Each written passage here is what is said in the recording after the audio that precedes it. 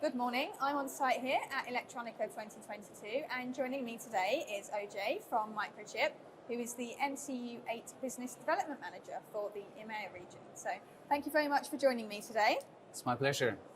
Now we are going to be focusing on Microchip's functional safety products.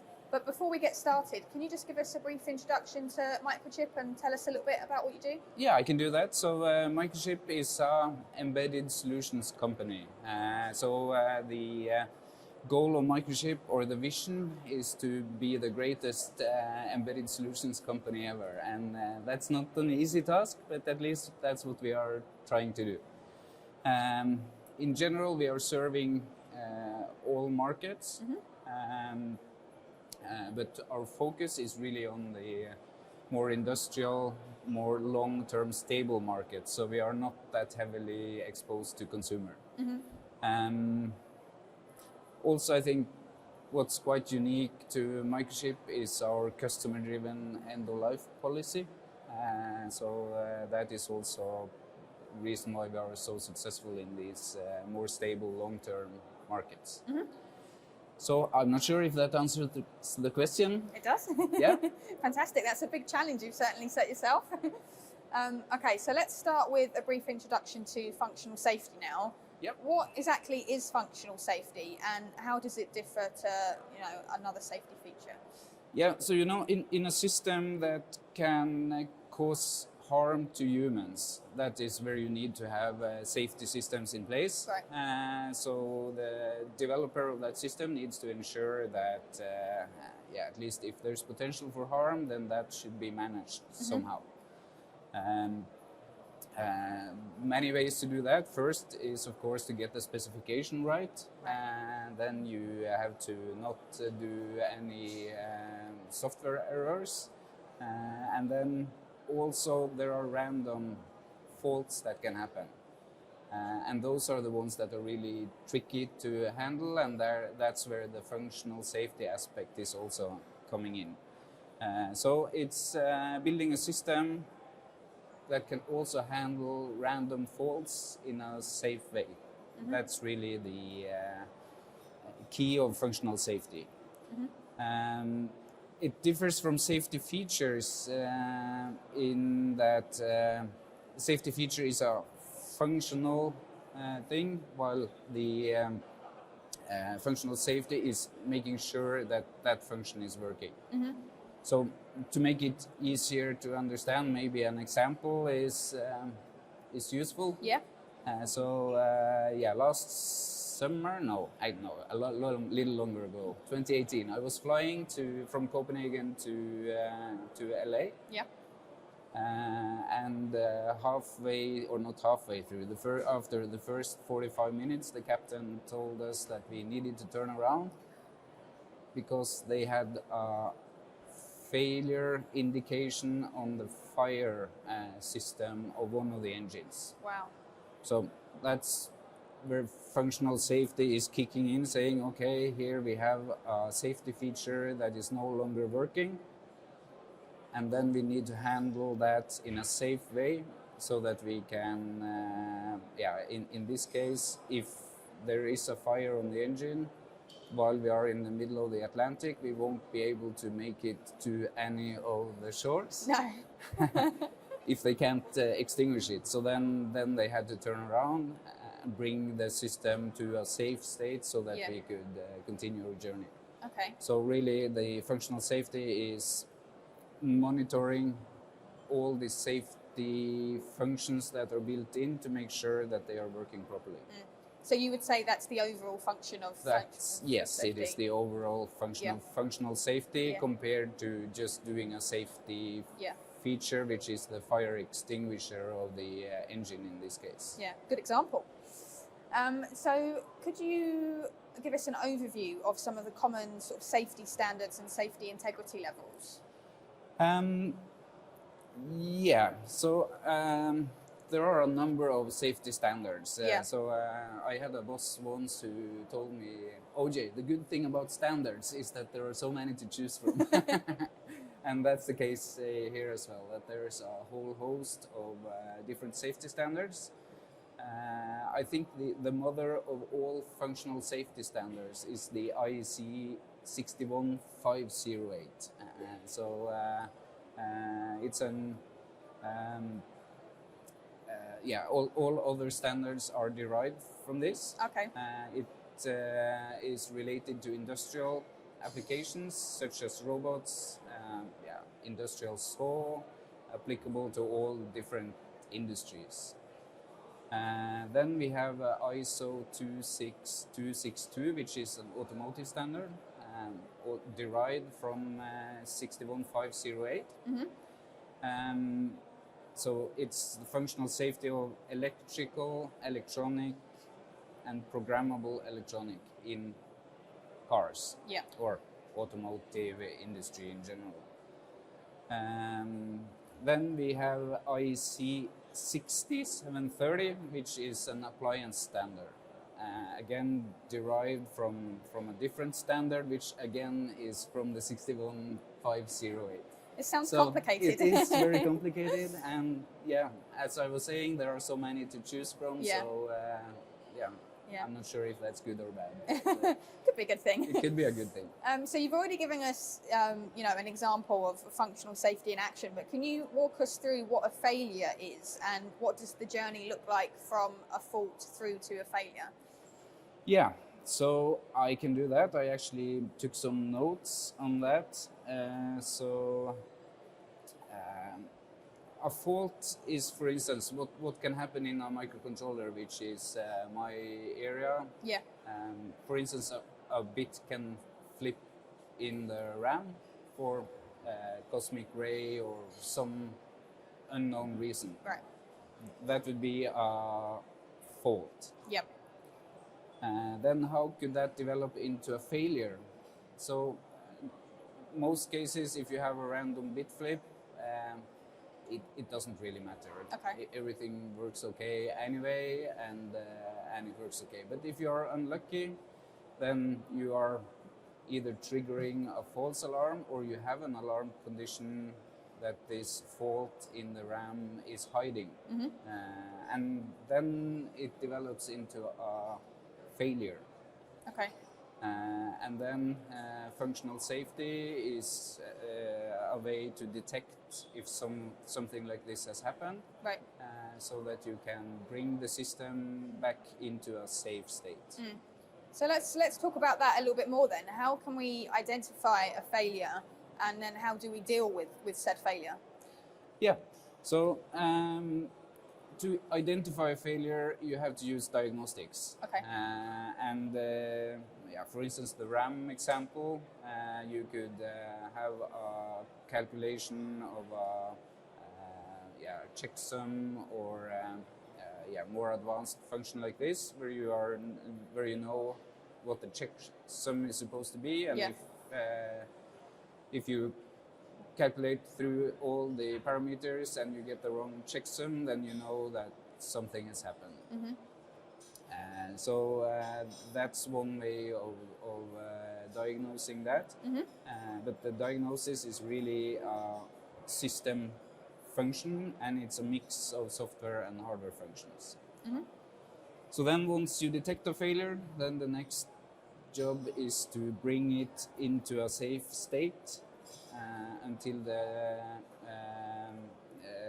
fault is corrected, or until you have reduced the risk to an acceptable level so that you can continue without correcting the fault. So take an example. You're driving on the Autobahn, you get a warning light that there's an engine failure. Then, okay, one way of handling it would be just to shut down the engine and break the car down, but that would not be a safe way of returning to a safe state. Right. So you have to just say, okay, here's a failure, deal with it, drive out to the side, and then stop, and then see if you can correct the fault. Okay, that makes sense. And following on from that then, can you tell us a little bit more about Microchip's functional safety microcontrollers? So what we have done is to take some of our newer products, Yeah. and we have developed something called an FMEDA, which is one of the abbreviations we love in this industry. So it means failure mode effects and diagnostic analysis reports, and they describe different ways the microcontroller can fail, what the effect of that failure is, Yeah. and how you can detect it. And also how often that failure can occur. Since it's a random pattern, then you have some statistics you can use to calculate how often such a failure will occur. Then we have a safety manual for our products. The safety manual describes how you could implement diagnostics to detect those specific failures. Yeah. And how to use different functions correctly to reduce the risk of failures in the first place. And then we also have a software library of different tests, so that we have already implemented tests that can detect these failures, saving a lot of time for those who otherwise don't know the microcontrollers as well as we do. So with the knowledge we have and the ability to know everything, including how things are laid out internal, we have a slight advantage in how to create these diagnostics libraries. Brilliant. So I think that's really the package we have around the newer devices. And we are constantly expanding the number of devices that have the FMEDA reports and diagnostics libraries. Well, I understand that the initial focus was on automotive safety, but this has since been expanded to include industrial safety. So can you tell us a little bit about this expansion? Yeah, I can do that. So I think automotive was the initial driver because, automotive usually are a little in front, or at least sometimes, and the potential for harm is really clear on different topics or different systems. Yeah. But also, as I was saying originally, the original standard for functional safety that also the automotive standard was derived from came from industrial market. Right. And Microchip, we like the industrial market really well, so I think that's an area we play well. So we have decided to also implement the standard for industrial. Okay.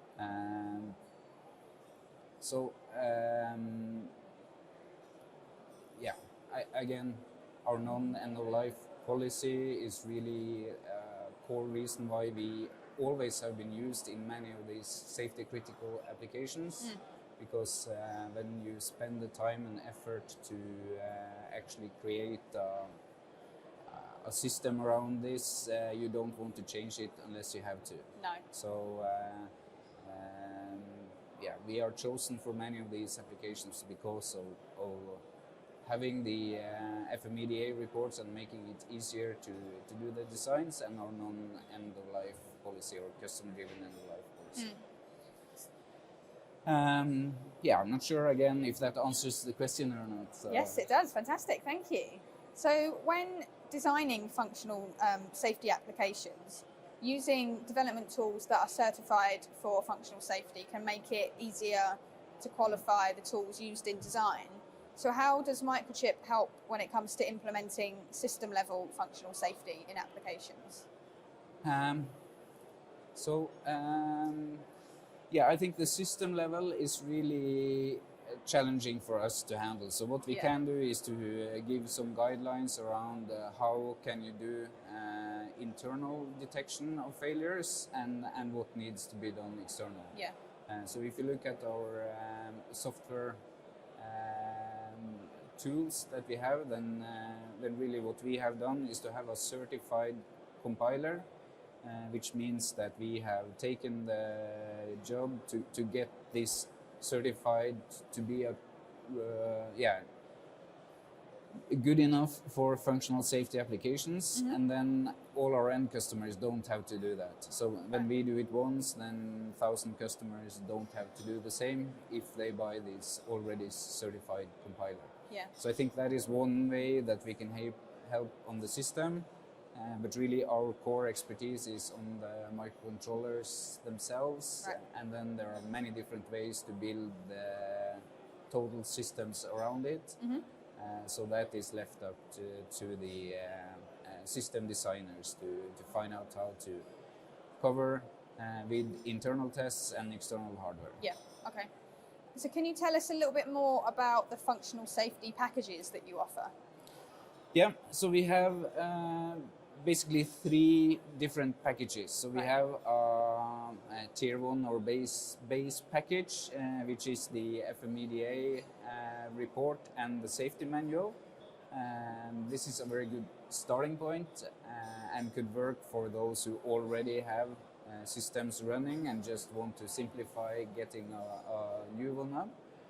Or if you're new to functional safety, want to check if this is relevant and useful, then that's a good starting point. Then if you decide, okay, this is the right device for me, I want to move ahead and I want to save some time by using a ready-made diagnostics library, then you buy the second package, Okay. which is the FMEDA report, safety manual, and the diagnostics library.